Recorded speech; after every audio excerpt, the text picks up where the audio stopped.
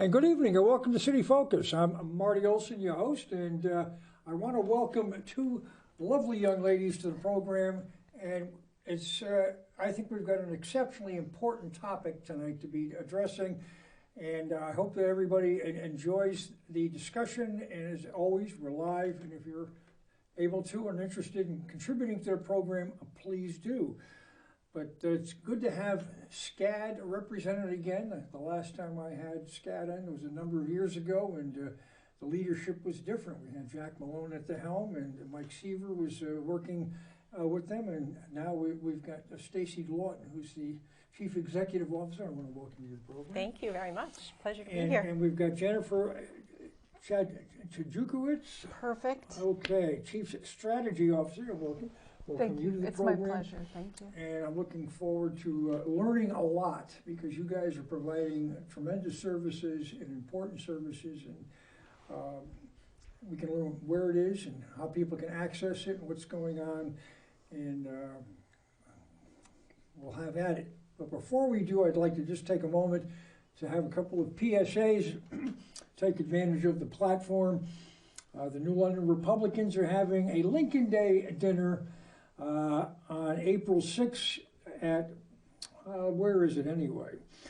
The Barn on Fort Hill Road in Groton. And it's going to include a barbecue dinner and entertainment with a cash bar, and it's $50 per person. Mike France will be there and other elected officials. And we welcome anybody who's interested to please join the party and get a chance to rub elbows with the local GOP.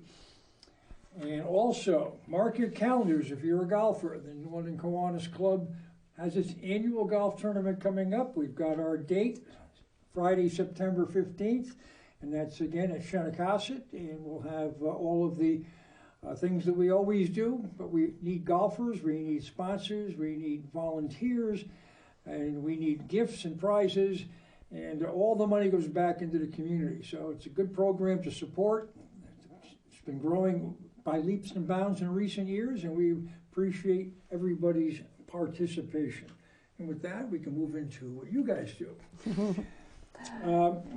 Perhaps, since you're the boss, we'll start with you. She goes first. You can give a little bit of an outline on who you are. I just met both these ladies a few moments ago coming on the set, so have at it. I would thank you very much. First of all, thank you very much for having us, for giving us the opportunity to talk about our wonderful agency. I am Stacy Lawton, and I am the Chief Executive Officer for SCADD, which is the Southeastern Council on Alcoholism and Drug Dependence. A little bit about myself. I was born in New London. I was raised in Norwich. My mother still lives in the house that I grew up in on Blueberry Hill in Norwich. So there was a lot of Blueberry Hill songs as I was growing up. Everyone thought that was a funny thing. I live now with my husband, and I have 2 adult children. We live in Basra, so we are still very much local to the area. I graduated from Norwich Free Academy and from Eastern Connecticut State University. I got my master's degree at the University of Connecticut School of Social Work. Very involved in our community. I sit on the board of directors for CRAC, which is a prevention agency, the Southeastern Region Action Council. When my children were little, we were very, very active in the Little League and did travel softball, and I served on a number of boards in that regard.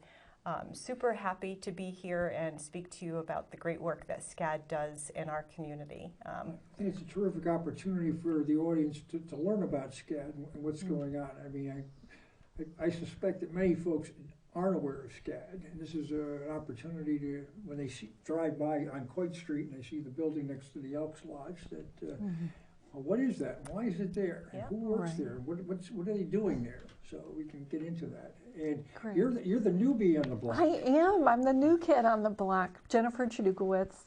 So glad to be here, and thanks, Stacy, for bringing me along. I just love SCADD. So I have, in my previous career that I retired from, I had a construction management business. And then as my second career progressed, I moved into recovery advocacy. So I'm a woman in long-term recovery myself, and that means that I haven't had a drug or a drink since June 30th, 1988. It's almost 35 years, so you don't have to do the math. And I'm very, very blessed. And one of the tenets of any recovery pathway is that we give that back to the community in some way. And I'm really blessed to be able to join SCADD as Chief Strategy Officer. I grew up in Connecticut, but I was born in Alabama. That's a long story. Grew up in New Britain and got my degree in organizational management. And now I'm here at SCADD to be able to work alongside my many colleagues that are very dedicated, and I'm certainly blessed to be there. So. Well, that's terrific. Construction management into this field is bit Yes. of a shift. It is. I had 20 years running a small home improvement business, so. Yes. So that construction management was really intense, and I just decided to retire after 25 years. I was like, all right, that's enough. I'll tap out. And really am blessed to have a second career in life. That's terrific. And welcome to New London. Thank you. In Southeastern Connecticut. Loving it. Okay, well, now that we've got the introductions over, and perhaps you can, kind of outline your basic services and where you're located, if people need to contact you, things of this nature, and maybe a little history of the agency, where you started and how you've gotten to where you are today. I'm sure things over time have ebbed and flowed. I mean, the needs have changed, and They certainly I'll let have. you discuss that. Yeah. So SCADD is the Southeastern Council on Alcoholism and Drug Dependence. We were founded in 1966. So this is our 57th year of operation here, primarily in Southeastern Connecticut. We have a full continuum of treatment services that we offer. The front door starts with our 20-bed detox facility, which is, we're trying to shift the language and refer to it more as a withdrawal management facility.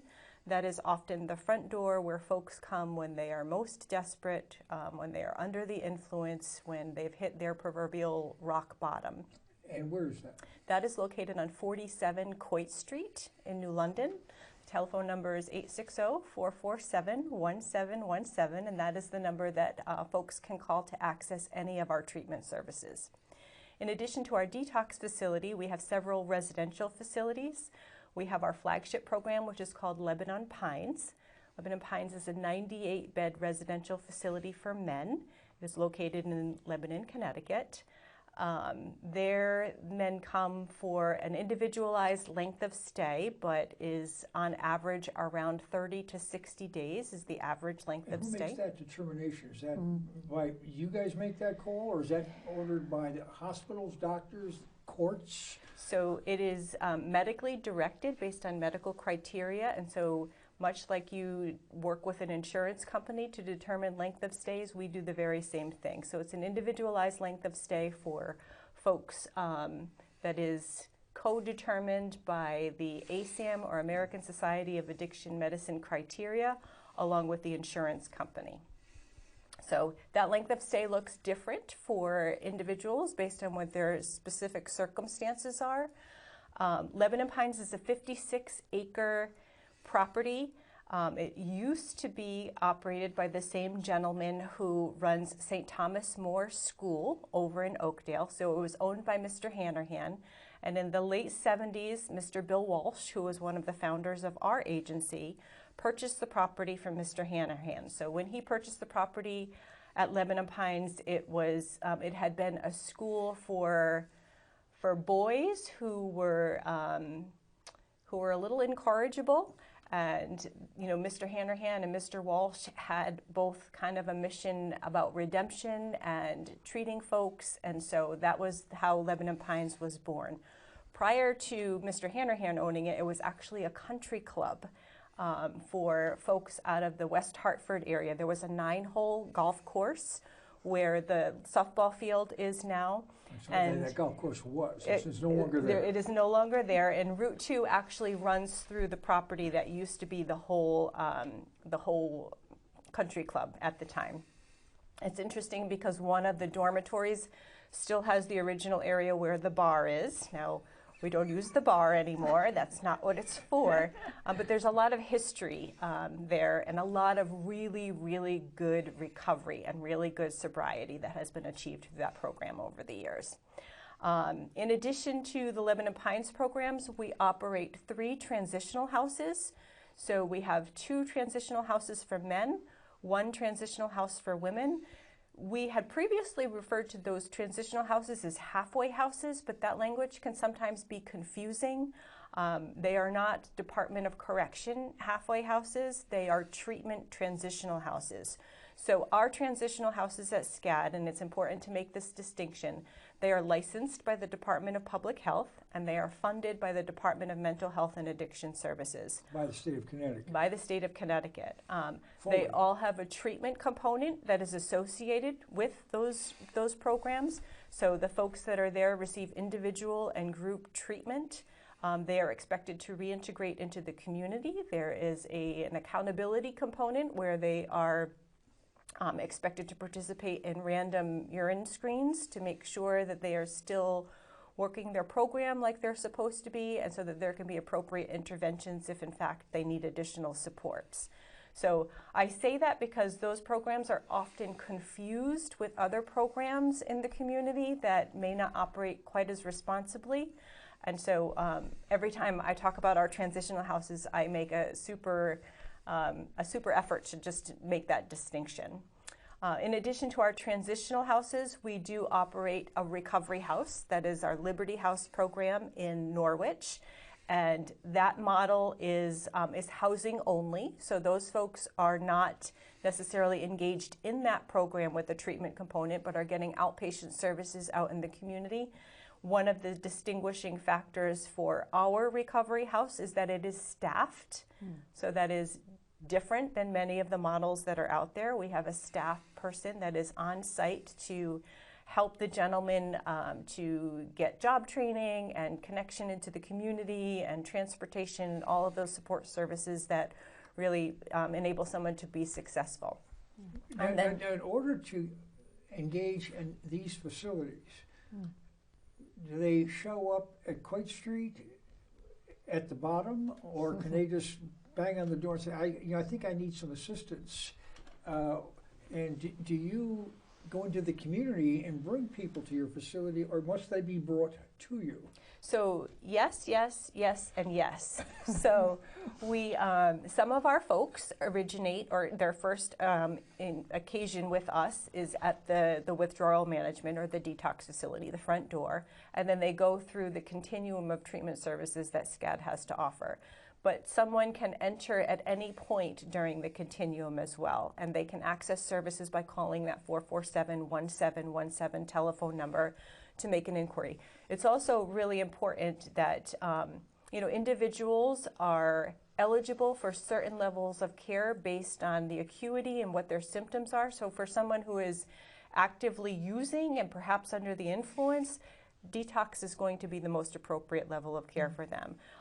And there's a whole other set of criteria for folks whose most appropriate level of care would be a residential setting or an outpatient setting. We also operate an outpatient clinic on Bank Street in New London.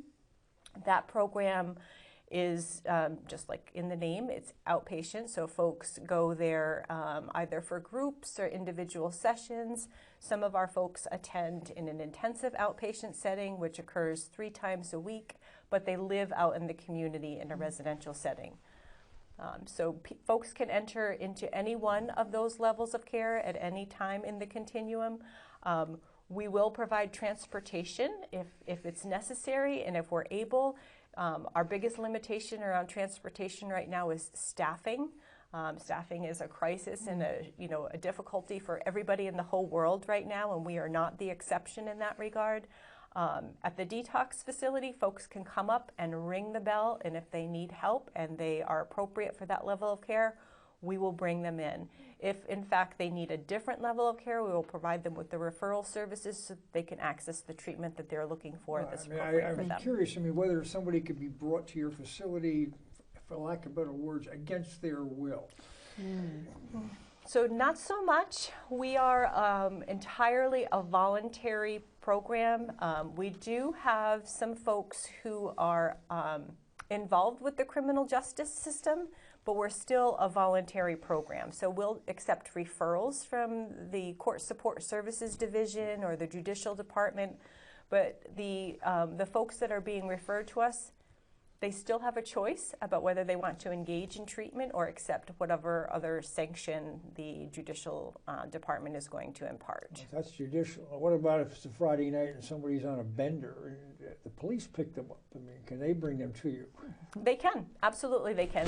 The person has to be willing to come in. We, don't force folks to come in that are unwilling to engage in treatment. But the police can absolutely bring somebody to our facility that would be under the influence and wants to engage in treatment. Yeah. And if your beds are full, what do?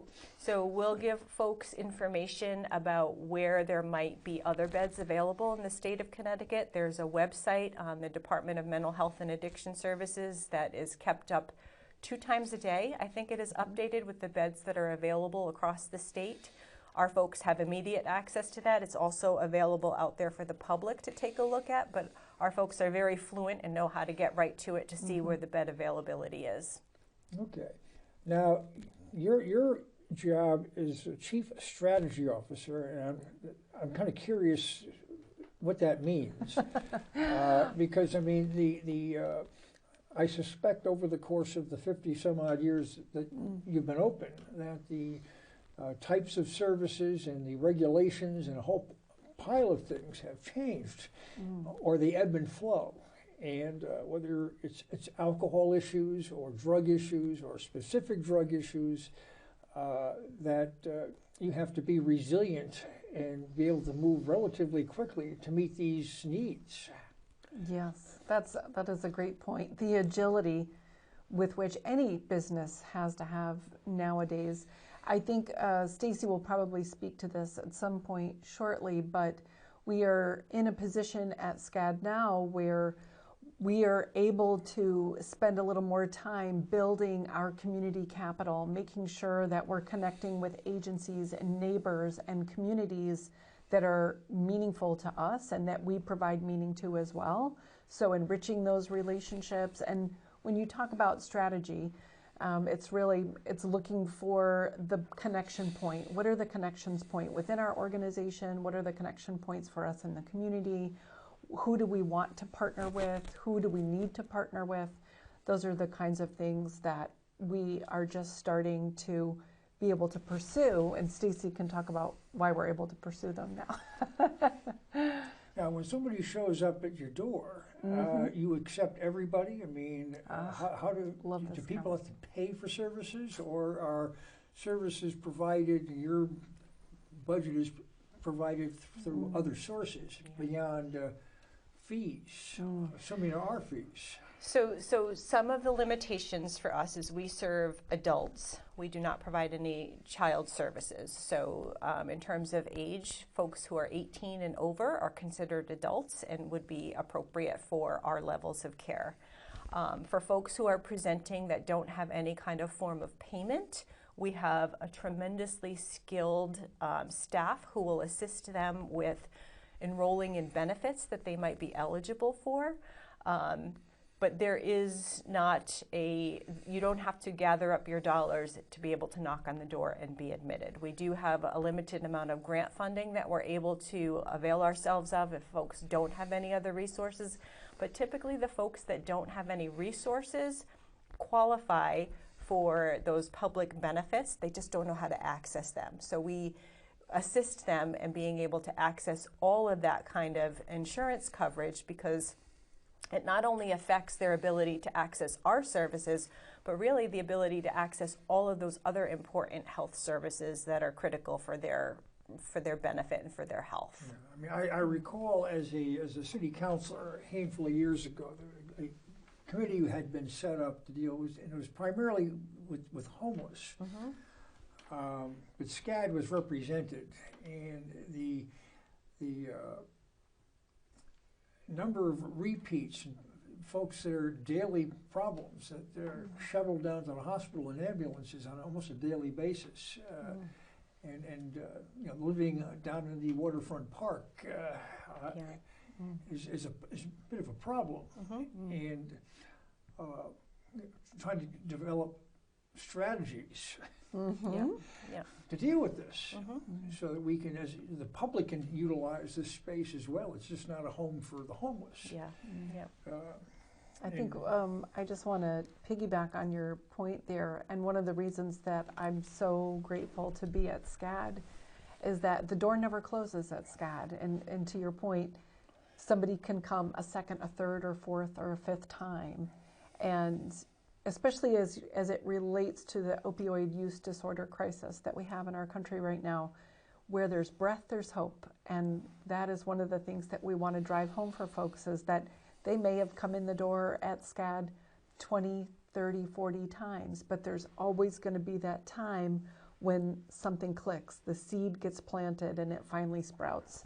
So that's one of the things that I love about SCADD, is that door never closes.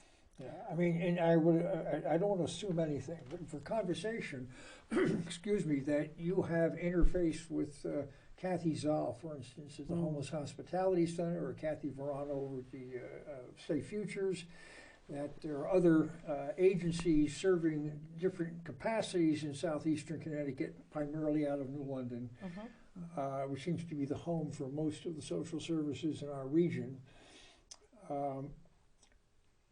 And there's got to be, a level of cooperation so that we're not overlapping. Absolutely. And you're trying to get an efficient use of resources. So I just want to elaborate a little bit on what Jennifer said. We pride ourselves on being an agency of second chances. And so the door doesn't close in terms of folks who want to access treatment. We never, ever say, you've had enough treatment, you can't come back here. Because you just don't know what that might mean for that person, that particular encounter, and how it might be different than previous encounters that they've had. We do partner with Kathy over at the Homeless Hospitality Center with Safe Futures. We have a partnership going on right now with OIC to do some job training for our ladies in our women's house on Coit Street. So all of those partnerships are very, very important, and we complement each other's services whenever possible, and recognize what each other's areas of expertise are. So if we have a woman who might need services for an abusive relationship that she's been in, we would send her over to Safe Futures to receive support services. We've partnered with OIC for their, all of their job training initiatives. So we do very much work in complementary styles with all of those different social service agencies that are available, not only in the New London community, but also in the Norwich community. We have a partnership with Madonna Place, where they bring the Fatherhood Initiative program into our men's London, program. if I'm not mistaken. Yes, yep. So they bring it to our facility in New London, and it's tailored towards men who are in recovery and the specific challenges that they face as dads in recovery, as opposed to just the general challenges that single dads face. So, we are definitely a community partner and try to bring in all of those kinds of wraparound services so that our folks are as supported as possible. Well, I think it's important, and I think coming out of the pandemic, I still don't know if we have fully grasped the impact that this has had. We agree. Yeah. I mean, well, you're in a day-to-day. I mean, and I'm not, but it's just based upon being involved in the community and just observing the news and what's going on. Yeah.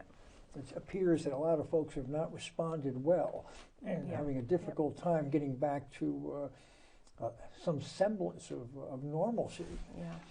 But I think it's important too to note that the services that you're providing, I mean, it's not just down and outers. I mean, alcoholism and drug use knows no race, color, creed, income level. It's there. It does not discriminate, for sure. So you're dealing with everybody. We are dealing with everybody, but primarily our population are folks that are the most indigent in our community. So we do serve some folks that are privately insured, but for the most part, we are a social service agency that is really there for the folks that don't have a lot of resources or a lot of other kinds of personal capital that they can fall back on. Many of our folks don't have the support of their families. Some of them do, but many of them don't. They've burned a lot of bridges, and that's, I think, also why it's so important for us to kind of be there when they are seeking help, seeking treatment. You know, we are the one place that says, come on in, we're here for you. That's not to say that we don't have conversations with them about what is going to be different this time. How can we engage differently than we did the last time so that perhaps this time you're more successful or you are able to find the recovery that you're seeking. You know, we were founded on an abstinence-based model, very much under the tenets of Alcoholics Anonymous. And through the years, we have really just kind of evolved in our thinking. We understand that medication-assisted treatment plays a critical role in people's success. I think that one of my favorite things, and Jennifer is an absolute expert in this area, is the recognition that peer-based recovery support services are critical for people's success. You know, in AA, it used to be the folks had a sponsor, and it was really just a person who was also in recovery that you could call anytime, that you could lean on, that, you know, you could bring kind of your issues to, someone who truly understood you because they were once in the shoes that you're walking in now. Does that model still exist? It does still exist, and it still exists in the AA model. But it's being more and more recognized as a valuable piece of a person's recovery. It's being legitimized in the way that I think historically has not been legitimized. So there are official kind of formal recovery coach certification programs, of which Jennifer is an instructor. I'll let her talk a little bit about the instruction course that they gave in partnership with Reliance Health a couple of weeks ago. We trained, or she and Mike Doyle, kudos to Mike Doyle, trained 48 people to become peer recovery support specialists. And, you know, I can't emphasize enough the value that that brings to the treatment continuum and, you know, the response that people seeking recovery feel about the importance of that as part of the treatment curriculum. I'm glad you pointed out the continuum, because there's a pie of recovery support services, right? There's the medical piece. We make sure that somebody's medically stable. And then there's the clinical piece, which is the piece where we have the professionals, the licensed clinical social workers, the licensed addiction counselors, all of the pieces that are evidence-based that say this is the therapy that we're going to provide that's going to support you in initiating your recovery. And then you have this piece of peer supports or recovery coaches that is this lived experience, this kind of level setting of, hey, I'm here to support you in establishing what works for you. I want to jump back really quickly to the conversation that Stacy initiated about having a conversation with folks. So now we have recovery coaches on staff, and say Friendly Face Freddy walks through the door and it's his third time this year so far. And we sit down with Freddie, and a recovery coach may say, Freddie, you stayed sober for 4 months. It's been 4 whole months since you've been here. What worked? Tell us, what were you doing that helped you achieve that 4 months? And really shine a light on what worked, and let's do more of that. Let's build a recovery. You from top down saying, you will do. That's right. Yep. Exactly. Marty, you're a recovery coach. That's perfect. Well, I don't know if I'd go that far. But, okay. In any event, I'm flattered. One thing as I've been thinking is I had Safe Futures in about a month ago. And much of their work with violence and primarily battered women, but not exclusively. Their housing and stuff. I mean, everything is kind of nobody knows, but you're very outgoing about your locations and where you are and what you're providing at those locations. Right. And I think that's an important consideration too, so that the folks in the neighborhood know that there's a facility and what they're doing, and that they are in turn as well safe, and that you're a good neighbor. Yes, That's right. it's hugely important for us, and that is something that is directed to me by my board of directors, and it is one of the lessons that I learned very early on 30 years ago from the executive directors previous to me, so Bill Walsh and Jack Malone, is that we are a partner in this community. We have a commitment to being a good neighbor, which means, if something goes wrong in one of our programs, we are accountable and we are committed to fixing it. We don't hide the services that we do in our community. We want to do as much as we can to eliminate the stigma and let folks know that people in recovery are good neighbors, and that our facilities are run responsibly and they're staffed, and we have a commitment both to the communities that we serve and to the clients that we provide treatment services for. Okay. Now you've been employed by SCADD, as you just noted, for 30 years. 30 years. This is my 30th year. I have a hard time believing that because you look much too young.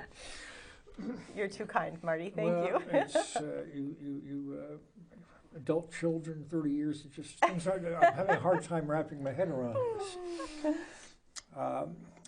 But you have, from what I gleaned, started basically at the entry level and worked your way up through the agency to the top job. And you've now been in it for roughly 3.5 years, if I'm not mistaken. That's correct. And in the background provided, you, in your tenure, which is relatively brief, your budget has gone up $9 million. It has. Now, what was it when you started? And 'cause just having $9 million, period, never mind growth of $9 million. So the services provided must be expanding, or you can talk about it. So when I started in the agency, I think our budget was somewhere in the maybe $5 or $6 million range, and so we did experience some growth over those years. We grew to about an $11 or so million agency up until about 2020. When the state of Connecticut really changed the way that treatment services, particularly residential treatment services, are reimbursed. And so the levels of reimbursement under Medicaid changed significantly in June. That's for the poor. Correct, right? So those are public benefits that are income-based, right? So folks are qualified for those based on their level of income.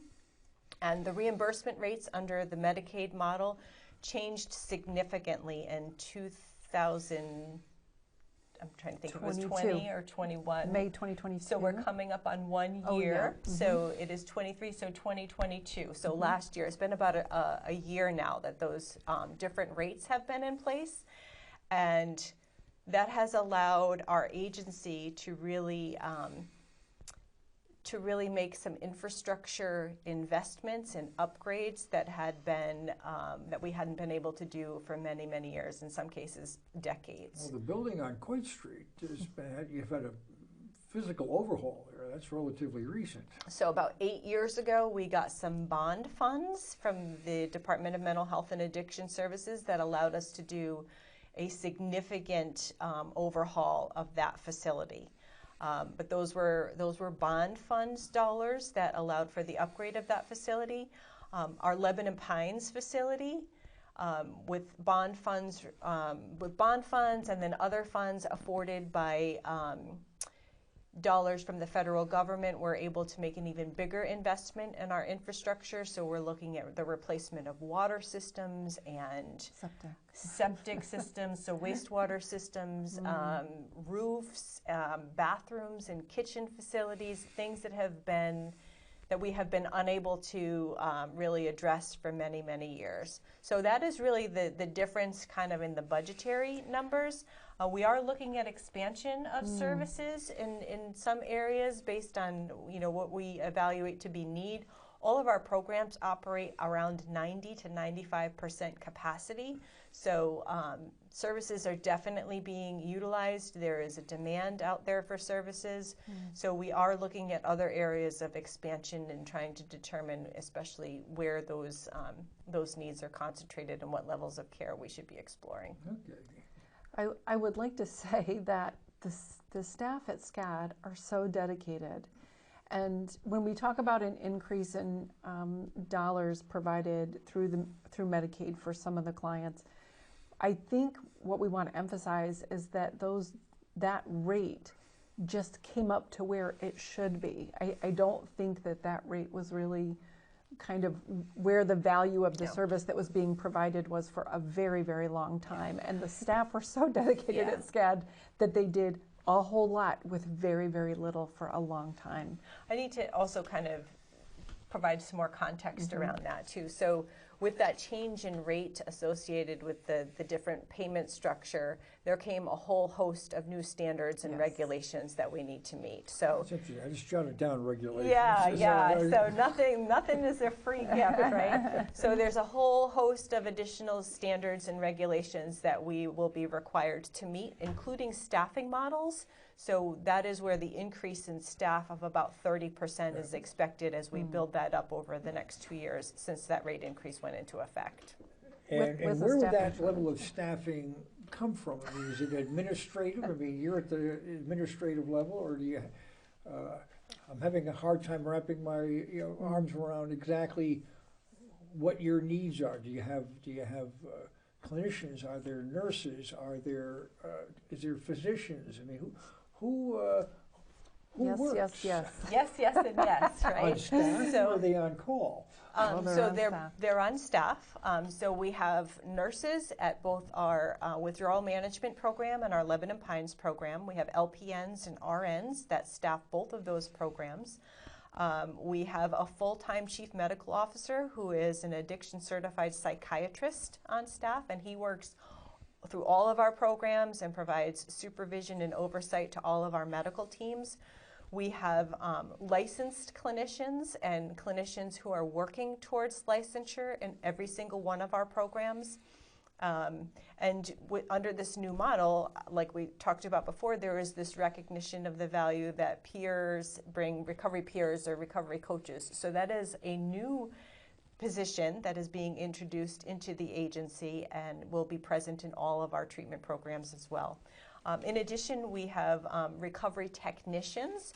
So those are the folks that provide supervision in the different residential programs and just kind of overall support for folks who, they work around the clock. So those are 3 shifts, 7 days a week to make sure that all of our programs are properly monitored and that our clients are safe.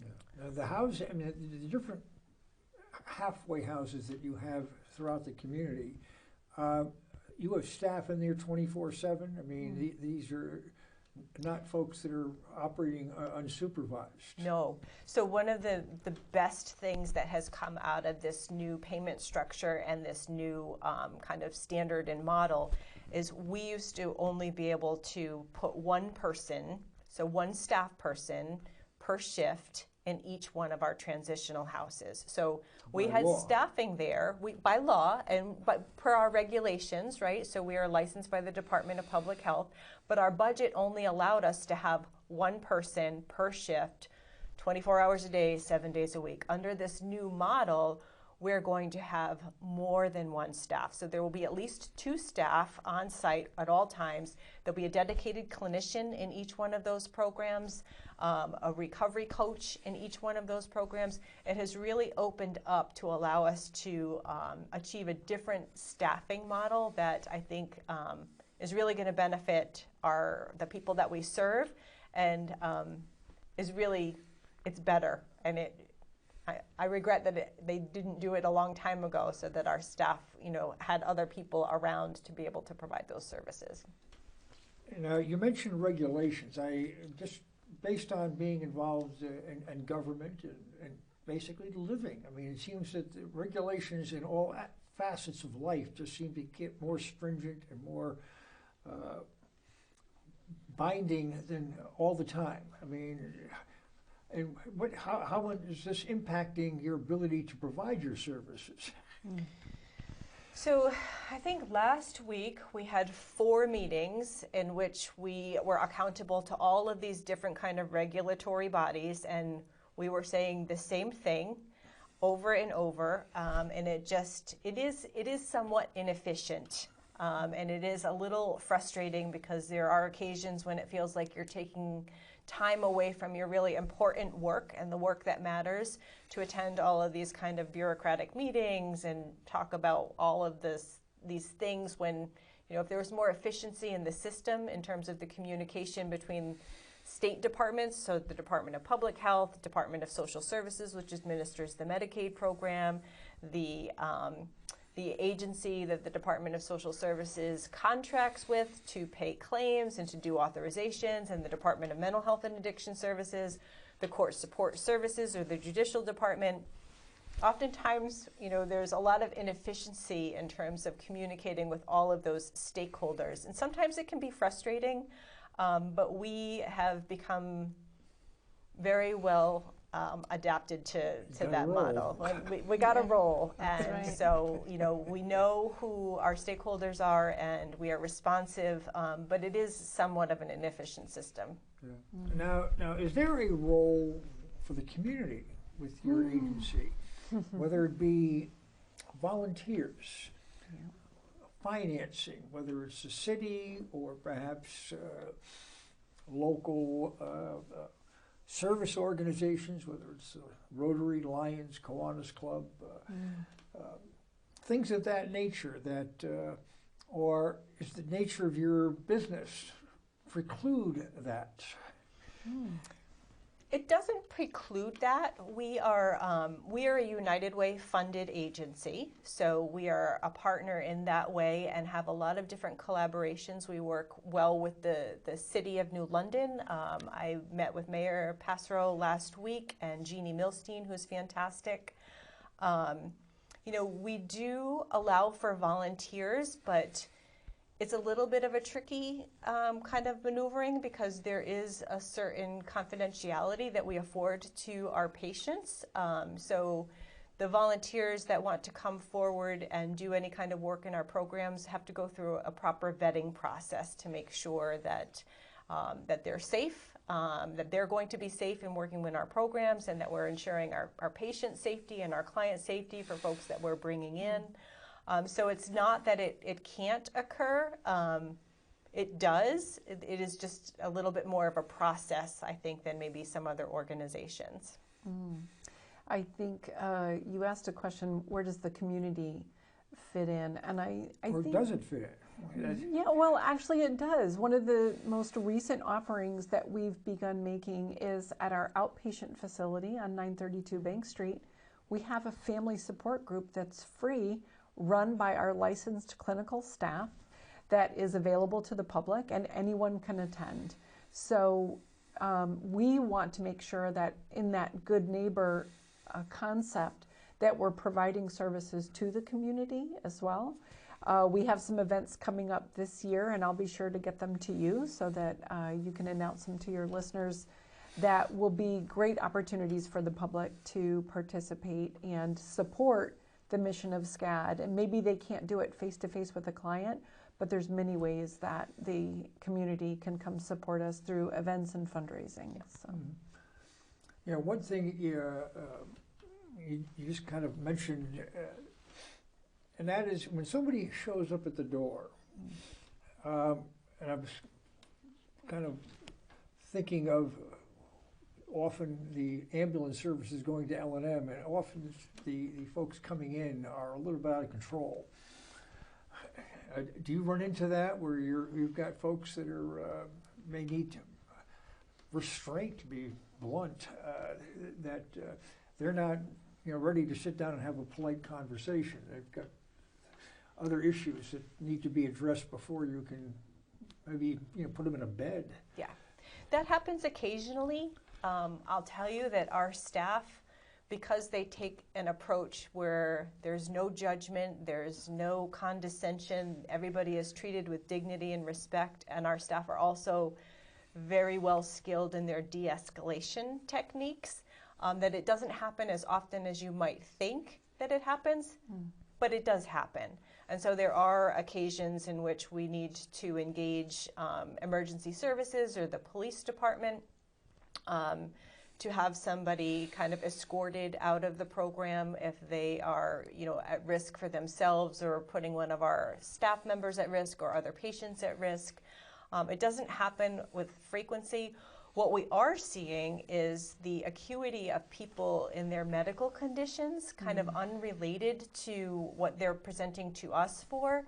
One of the common misunderstandings that we have to clarify is that while we have 24-hour nursing care, we are not a hospital unit, so we are not equipped to be able to provide all of the services that somebody might engage in if they were to go over to the hospital or to the emergency room. So there are occasions when we send folks over to the emergency room to be medically cleared to make sure that they are safe to come back to us and that they are appropriate for the services that we can provide so that it's safe for them to be there. Okay. And one thing I wanted to just touch on too is that you mentioned earlier that you're providing services to folks 18 and over. Now, what happens on an occasion where somebody comes in and they've got kids? What happens to these kids? Do they come in with their parent, or does DCF take over? Do you segregate men and women through all your services, or are there services provided where men and women integrate? So at the front door at the detox facility, it is a co-ed facility. So we accept men and women into that program. Men and women are not put into the same rooms. They have separate kind of accommodations, separate bathrooms, in some cases separate treatment services. And our outpatient services are also co-ed. So men and women are both accepted in our outpatient services, although they are often in separate kinds of treatment services. So there's men's groups, there's women's groups. In all of our residential facilities, they are specific. So we have men's residential facilities and we have one women's residential facility. We don't have any facilities where men and women live alongside of each other. There's no family facility. There is no family facility at this time. Yeah, it's on our dream board. I just want to get clarity here based on what you've offered earlier. That I think it's important.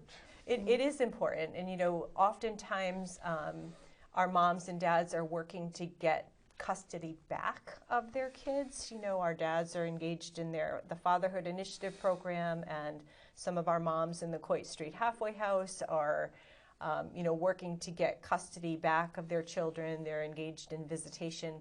Many of our folks, unfortunately, when they come to us, have already been involved with DCF and probably don't have custody of their children, or else their kids are being taken care of by a grandparent or an aunt or something like that. Okay. Unbelievably, but we're getting down to the nitty-gritty here with time.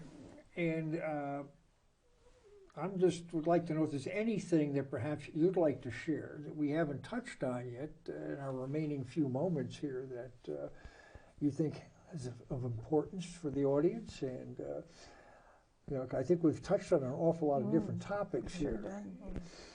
Just re-emphasizing what Stacy made so clear is that there's no wrong door at SCADD.